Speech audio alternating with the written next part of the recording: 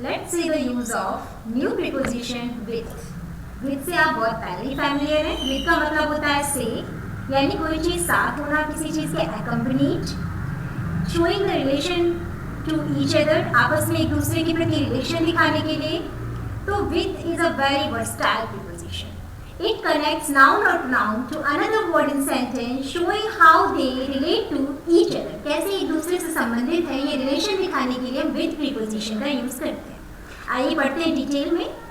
with का मतलब having possession, किसी चीज़ पर अधिकार दिखाना, कोई चीज़ साथ साथ होना, कोई टूल, कोई इंस्ट्रूमेंट. जब भी आप कोई काम किसी की मदद से कर रहे होते हैं तो वहाँ पर with का यूज़ होता है. Suppose I am writing with this pen. मैं इस पेन से लिख रही हूँ. मैं किसकी हेल्प ले रही हूँ? पेन क्या है? ये टूल है, इंस्ट्रूमेंट है. The carpenter cuts the tree with an axe. Carpenter ने कैसे काटा ट्री को? एक्स की मदद से, यानी कुल्हाड़ी की मदद से. उसके हाथ में भी एक टूल है. इस तरह से हम ये विद का यूज किसके सेंस में कर रहे हैं? टूल और इंस्ट्रूमेंट के यूज सेंस में. The man with red hat. एक व्यक्ति जिसने क्या पहन रखी है? रेड हैट पहन रखी है. इज माई ब्रदर, मेरा भाई है. आगे आप इसमें कुछ भी ऐड कर सकते हैं, but preposition is always followed by noun और प्रोनाउन. एक चीज का ध्यान रखना है कि प्रीपोजिशन से बाद में जो हमेशा हो वो नाउन और प्रोनाउन ही हो. He is the man with the red hat. एक ऐसा व्यक्ति, he is the man. Man मतलब पर्टिकुलर डिस्टिंक्ट विशेषता बता रही है. वही व्यक्ति है जिसने क्या कर रखा है? रेड हैट पहन रखी है.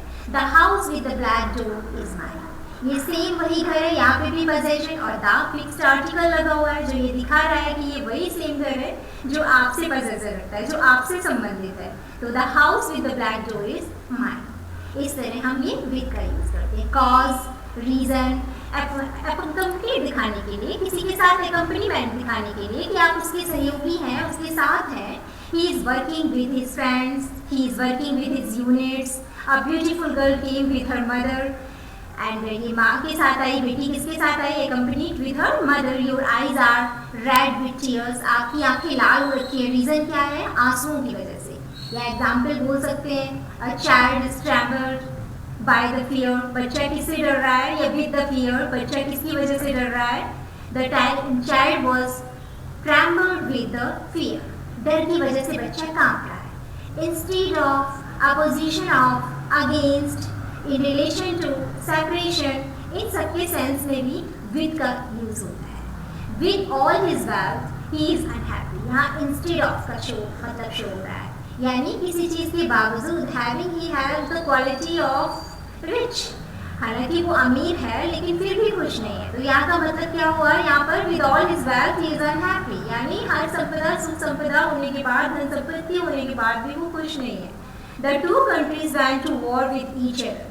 दो देश अपोजिशन में एक दूसरे के खिलाफ लड़ाई हो रही है, युद्ध हो रहा है. He argued with his boss. यहाँ पे क्या कि जब आप किसी के अगेंस्ट हैं, आप अपने बॉस के अगेंस्ट हैं, तो वहाँ पे भी with preposition यूज होगा. How are things with you? चीज़ें आपके साथ कैसी जा रही हैं, कैसी चल रही हैं? मैंने कहा how के सेंस में भी किसका यूज करते हैं? with का यूज करते हैं. He parted with his parents at Patna Junction. किसी चीज़ से अलग होना, ये सेंस में भी with जाता है. I am having trouble with my computer. It shows the relationship between me and computer कि मुझे थोड़ी सी परेशानी है. I am having trouble with my computer. Manners दिखाने के लिए, कोई काम आपने किस तरीके से किया. Affirmation, स्वीकृति दिखाने के लिए, क्वालिटी बताने के लिए, contrary यानी कि समकालीन, एंड फीचर्स बताने के लिए, किसी के में क्या पर्टिकुलर क्वालिटी है, क्या उसके फीचर्स हैं. तो ये सब एक्सप्रेस करने के लिए भी विद प्रीपोजिशन का यूज होता है. एग्जाम्पल्स देखेंगे. Just soldiers fought with courage. सिपाहियों ने बड़ी ही करेज, साहस के साथ युद्ध लड़ा. तो विद करेज कैसे लड़ा? करेज के साथ लड़ा. यहाँ पे एक भाव दिखा रहा है, एक्सप्रेशन दिखा रहा है. The handle, she handle the situation with grace. उसने सिचुएशन को कैसे हैंडल, एक मैनर शो हो रहा है कि उसने सिचुएशन को बड़ा ग्रेसफुली हैंडल किया.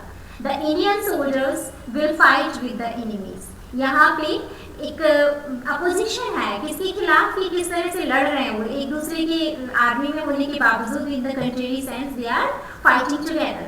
अ गर्ल विद ब्लू आइज. ये एक लड़की की क्वालिटी है, फीचर्स है कि एक लड़की जिसकी नीली आंखें हैं, रीड्स इन हिज क्लास. वो क्लास में पढ़ती है. विद का यूज तो आपने देखा. अब हम पढ़ेंगे यूज ऑफ विदाउट. विदाउट का मतलब होता है कि एब्सेंस ऑफ समथिंग, किसी चीज़ के बावजूद, किसी भी सोर्सेज की अनुपस्थिति में आप कैसे विदाउट सेंस का यूज़ करते हैं, विदाउट प्रीपोजिशन का यूज़ करते हैं, ये देखते हैं। जैसे we cannot live without water, हम पानी के बिना नहीं जी सकते। Don't go out without your shoes, अपने जूतों के बिना बाहर मत जाओ। Suppose sometimes it's raining heavily, बहुत तेज़ बारिश हो रही है, तो आप क्या बोलोगे? Don't go out without umbrella because it is raining heavily. Something done in the absence of someone, यानी जब भी कोई काम किसी चीज़ की वस्तु की अनुपस्थिति में किया जाता है तो उसमें भी हम विदाउट प्रीपोजिशन का यूज़ करते हैं। जैसे I completed the project without my team, मैंने अपनी बिना किसी सहयोगी के ये प्रोजेक्ट पूरा किया। The children played outside without their parents, बच्चे खेल रहे हैं बाहर बिना अपने पेरेंट्स के या बिना अपने फ्रेंड के। The children played outside without their parents.